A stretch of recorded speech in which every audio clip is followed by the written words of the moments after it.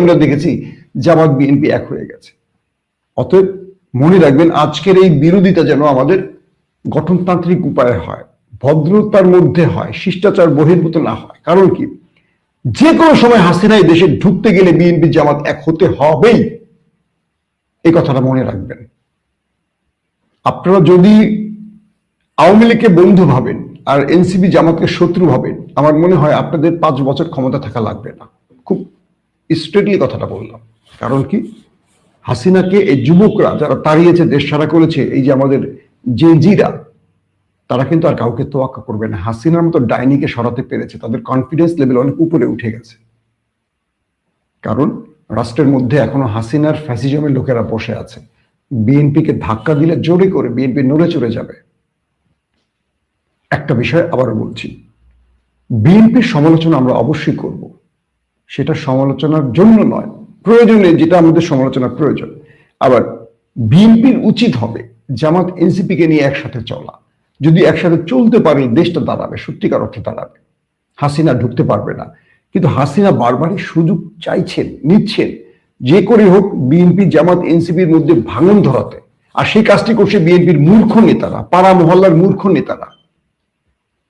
জামাত BNP নির্বাচন করেছে, তো জামাত নির্বাচন করলে জামাতের পক্ষে মানুষ ভোট দেবে, তাদের এজেন্ট থাকবে, তাদের নেতা থাকবে, আবার বিএনপি থাকবে। এটা তো মানে আমাদের গণতান্ত্রিক সৌন্দর্য।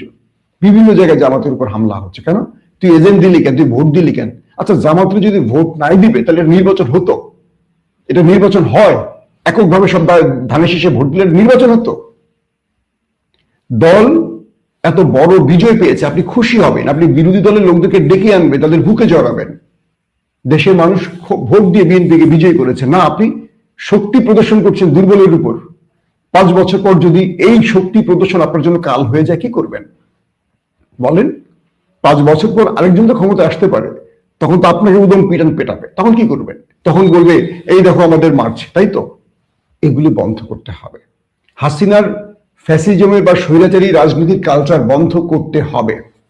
আমরা জুলাই বিপ্লবের পর প্রথম নির্বাচন দেখেছি, এটি আমাদের সামনে এগিয়ে নিতে হবে। এই বাংলাদেশকে আমাদের ঐক্যবদ্ধ রাখতে হবে। কারো পক্ষে বিপক্ষে কথার চিন্তা করবেন না, আপনার দোষ আছে কিনা, যদি দোষ থাকে সেটা বলছি, মেনে নিতে হবে। যদি আপনি নির্দোষ হন, আপনার বিরুদ্ধে আমি কোনো কথা বলি, তাহলে বলেন যে ভাই আপনি মিথ্যা বলেছেন। আমি কিন্তু বারবার বলি আমি ঐক্যের পক্ষের লোক। আমার বক্তব্য কখনো বিএনপির পক্ষে যাবে, বিপক্ষে যাবে, কখনো জামাতের পক্ষে যাবে, জামাতের বিপক্ষে যাবে। আমার কাজটি এটা। আমি সমালোচনা করব, সমালোচক হিসেবে আমি কাজ করি। আমি সাংবাদিক, আমি কোনো অ্যাক্টিভিস্ট না, আমি কোনো দলের দলবাজ মিছিল করার নেতা নই যে আমি আপনার মতো অনুগত হব। আমি যদি অনুগত কর্মী হই তাহলে সাংবাদিকতা ছেড়ে দিয়ে করব।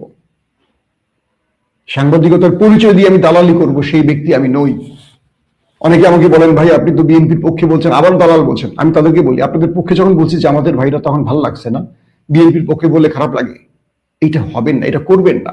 এই দেশটা চালাবে এখন 3টা দল, বিএনপি জামাত এনসিপি। তাদের মধ্যে ঐক্য প্রয়োজন। যেখানেই বিএনপির নেতাকর্মীরা জামাত এনসিপির উপর আক্রমণ করবে, আপনার প্রতিরোধ গড়ে তুলবেন। কারণ এই রাষ্ট্র কাউকে ঠেকা দেওয়া হয়নি। আবার যেখানে জামাত এনসিপি বিএনপির উপর হামলে করবে, সেখানে আমাদের সবার উচিত হবে জামাত এবং এনসিপির বিরুদ্ধে দাঁড়ানো। কারণ এই রাষ্ট্র কারো একক না, এটা হাসিনার আমল শেষ। একদম সোজা সাপটা একটা কথা বলে দিয়েছি, এই রাষ্ট্রের মালিকানা আমাদের সবার। এককভাবে বিএনপির না, এককভাবে জামাতের না, এককভাবে এনসিপির না। অতএব বিএনপির উচিত হবে আওয়ামী লীগকে ছেড়ে প্রকৃত বন্ধু চেনা। বহু বিএনপি নেতারা আওয়ামী লীগের সাথে আতাত করে এখন জামাত এনসিপি পেটানোর ধান্দা করছেন। আপনাদের মুখোশগুলো আমরা উন্মোচন করে দেব। মনে রাখবেন, এই দিন না, আরো দিন আছে। এই রাষ্ট্রে 17 বছর আওয়ামী লীগের অত্যাচারের পরও আওয়ামী লীগকে চেনেননি। আওয়ামী লীগের অত্যাচার ভুলে গেছেন এত অল্প সময়। দুর্বলের উপর আক্রমণ করবেন, এটা একদম ঠিক না। এই রাষ্ট্রের জন্য, বিএনপি জামাত এনসিপির জন্য, এই জাতির জন্য, এই মানচিত্রের জন্য শত্রু হলো আওয়ামী লীগ। এটা যদি না বোঝেন, রাজনীতি ছেড়ে দিয়ে বাজারে গিয়ে আপনারা কি বলে আলু পটল বিক্রি করেন। প্রত্যেকে ভালো থাকবেন। আল্লাহ হাফেজ। ওপেন দাইস মানে সত্যকে সত্য বলা, মিথ্যেকে মিথ্যে বলা। আমরা শোনা কথা নয়, চোখে যা দেখি তাই বলি।